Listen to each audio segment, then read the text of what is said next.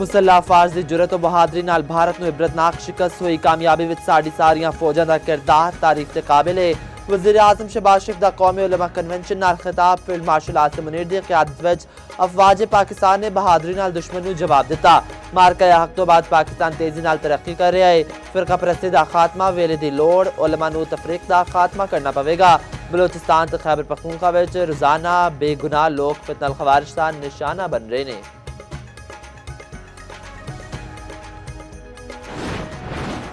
अमरीकी EXIM bank वालों 1 अरब 25 crore dollar financing की मंजूरी। अमरीकी नाज़िम उल अमूर नेटली बैकर का आखना है असी फिनांसिंग नाल बलोचिस्तान में मुआशी तरक्की को अगे वधाया जाएगा।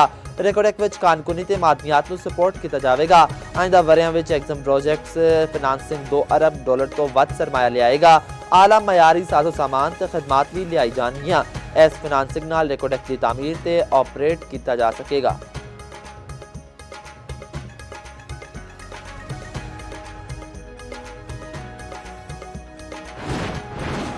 एक माइनस होया तो कोई भी बाकी नहीं रहेगा। हालात तुहाडे कंट्रोल विच नहीं आएंगे। चेयरमैन पीटीआई बैरिस्टर गौहर ने खबरदार कर दिता। आख्या यह कारोबार नहीं है कि जिथों 2 विचों 1 माइनस करो तो 1 रह जाएगा। असद कैसर ने आख्या बानी पीटीआई नाल मुलाकात की इजाजत दी जाए। महमूद खान असद सईदी जेर सदारत तहरीके तहफ़्फ़ुज़ आईन पाकिस्तान का हंगामी इजलास होया। 20 ते 21 दिसंबर को इस्लामाबाद में कौमी मुशावरती कॉन्फ्रेंस मुनक्किद कराने का फैसला।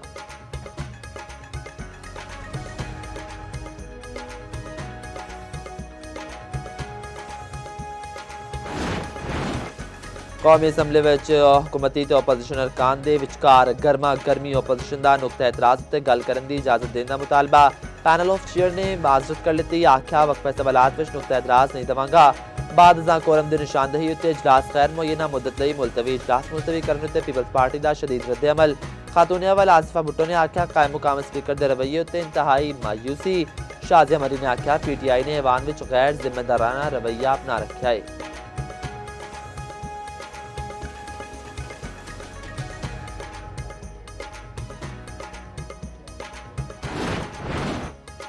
वज़ीर ममलिकत ओन चौधरी का आखना है एक मखसूस जमात मुल्क के खिलाफ मजमूम प्रोपेगेंडा चला रही है। सोशल मीडिया उत्ते पाकिस्तान मुखालिफ मुहिम चलाई जा रही है।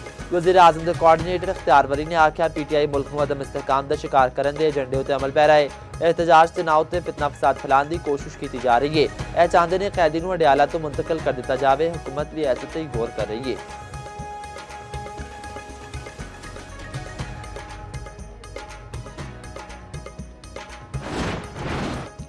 पाकिस्तान की अदलिया कानून की बालादस्ती को मजबूत करन हर शहरी लिए इंसाफ को काबिल रसाई बनाने लिए पुरअज़म। टैक्नोलॉजी के इस्तेमाल अदालती इस्लाहात नाल निज़ाम इंसाफ शहरियों को मरकजी हैसियत दी जा रही है।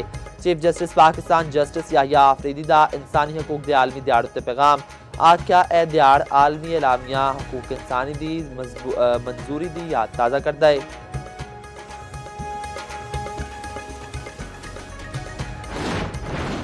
बसंत ऑर्डीनेंस 2025 पूरी तरह नाफिज किया जाएगा। पतंग फरोश से डोर तैयार करने वालों की रजिस्ट्रेशन होगी। QR कोडिंग से बाकायदा मोनीटरिंग की जाएगी। सीनियर वज़ीर पंजाब मरियम औरंगजेब ने आख्या बसंत अवाम का त्यौहार है। ऐसी कामयाबी साडे सब की मुश्तरका जिम्मेदारी है।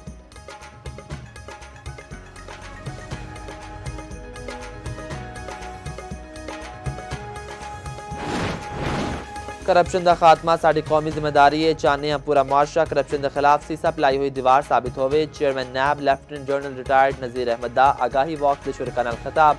आखिर 2.5 साल में 11,400 अरब रिकवर कराए।